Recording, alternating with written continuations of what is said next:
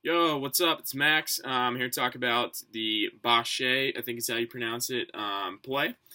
First, what I think stuck out to me was the scene two, how interesting it was when,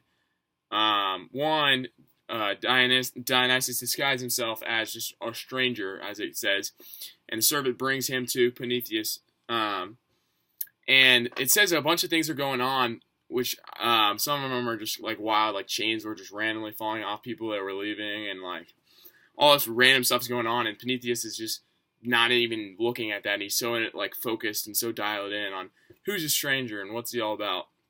And I think it's also funny that in scene four, it's kind of like a role reversal with Dionysus and Prometheus switching up on Prometheus getting brought to Dionysus. I think that's funny.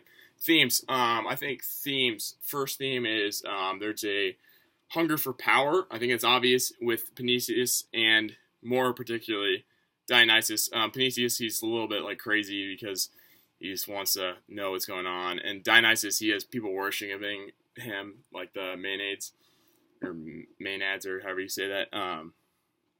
I think too, there's this conflict between man and nature, or just humans and nature.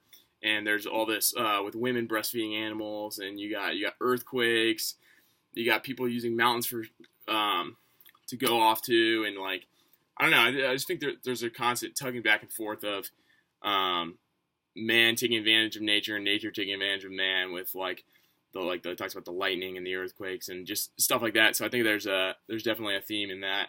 Thirdly, I think there's a theme in feminism with just how they portray women and how like in their rebellion, how what that meant for women of that time. I think that was interesting because it was, and this is kind of playing into the next question too. But for that time, like for a woman to stand out and defend herself and rebel against what was put in front of her was a pretty gutsy thing to do.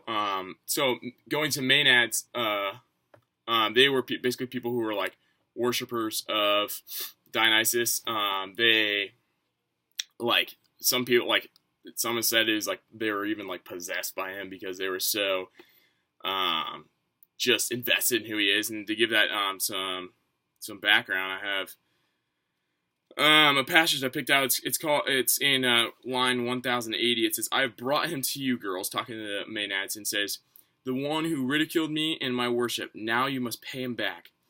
I think it's interesting because it's like it's not the Maenad's revenge to get payback, but yeah, he's kind of saying that like this is your job, get payback. So I thought that was interesting. Fourth, Elvis. I think it's cool that Elvis is on the front cover because when he was alive, he was like worshipped, and even by women. I think that's what's kind of heading out with Dionysus. It's like he kind of represents Elvis because of how just sought after he was, and how everyone like looked at him as like a god almost, you know. Questions I have is why is it that women are why is it that man is so in conflict with gods? I feel like that's something like there should be some sort of disconnect there. And then two, what's the big picture of the story and why was it written and why did this story have significance? So that's it.